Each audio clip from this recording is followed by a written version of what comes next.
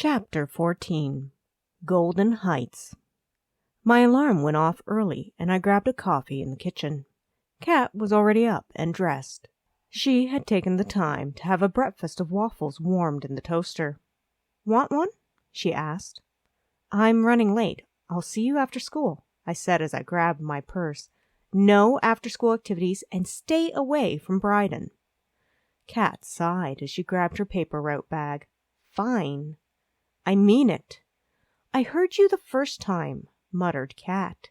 She pulled out her keys to lock up behind us. I opened the garage door and grabbed my bicycle. This morning I was due for a shift at the Golden Heights nursing home. I had been working at the home on a part-time basis for years. I knew all the residents, and often subbed in for staff taking a vacation or who needed a change of shift when no one else could cover. "Have a good day," I called to Kat as I biked down the lane. "Have a good day," she echoed as she always did, closing the garage door and locking it before getting on her own bicycle. The sun was making itself known over the horizon. I enjoyed looking at the sunrise as I cycled through the town. It didn't take long to get to the nursing home. I swiped in and greeted Donna at the front desk before stowing my sweater in the break room. Work was uneventful until I noticed a shadowy figure head into Mrs. Gonzalez's room. I sighed. I liked Mrs. Gonzalez. She was 98, her body crippled by arthritis, but her mind entirely clear. In fact, she usually had a joke and a smile for all the staff. As I passed the room with the breakfast cart, I looked inside. Mrs. Gonzalez was chatting to the morning personal aid worker. She looked quite healthy for her age. Spying me, she gave a wave. "Good morning, Mrs. Gonzalez. I'll see you in the dining room." I gave her a wave back and hoped my face was pleasant. There was a Grim standing in the room.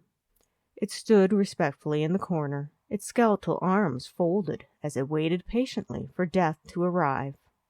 Its face was hidden in the inky hood of its robes. I knew from experience Grims were never wrong. I felt a pain of sadness, but I also knew Mrs. Gonzalez had lived a long and happy life. She had been talking about reuniting with her husband for the past few months, so maybe she knew her time was coming. I made my way to the dining room where all the meals were held for those residents who were still mobile enough for the aides to bring them for a communal meal. It was good for the residents to socialize with each other. It helped to stem the loneliness between family visits. Setting up the tables for the morning, I sniffed the delicious smells coming from the kitchen. "What is it this morning?" I asked Jane, the cook. "Soft veggie omelets and egg puree for those who can't manage to eat the solids," replied Jane. "Mr. Davenport has his usual ensure." "Smells good," I complimented her as I grabbed bibs from the cupboard to set out at the dining tables. Many of our residents were encouraged to feed themselves if they still had the ability.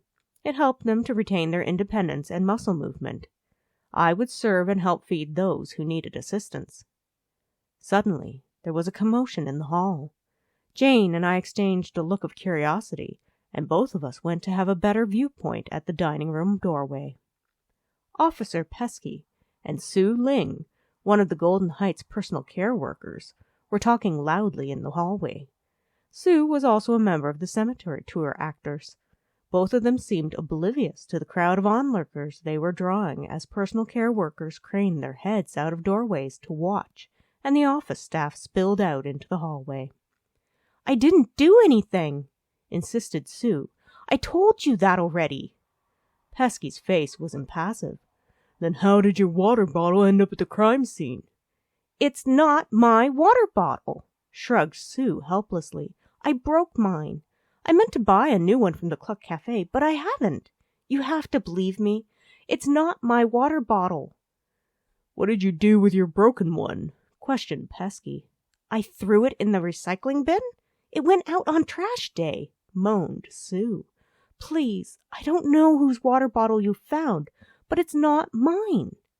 "We will have to take you to the station for further questioning," said Peskee, his face impassive. "Wait," I interrupted. Deep down, I knew I shouldn't have said anything. The suspicion had been taken off of me and was now on someone else. It wouldn't be smart to have Peskee's attention focused on me again.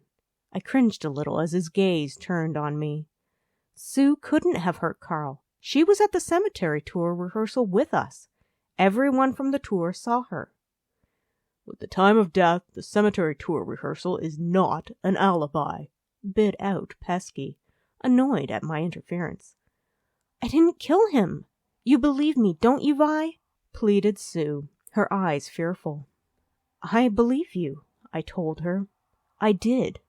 I had known Sue for years. There was no way she had killed Carl. I turned to Peskee. What possible motive would Sue have?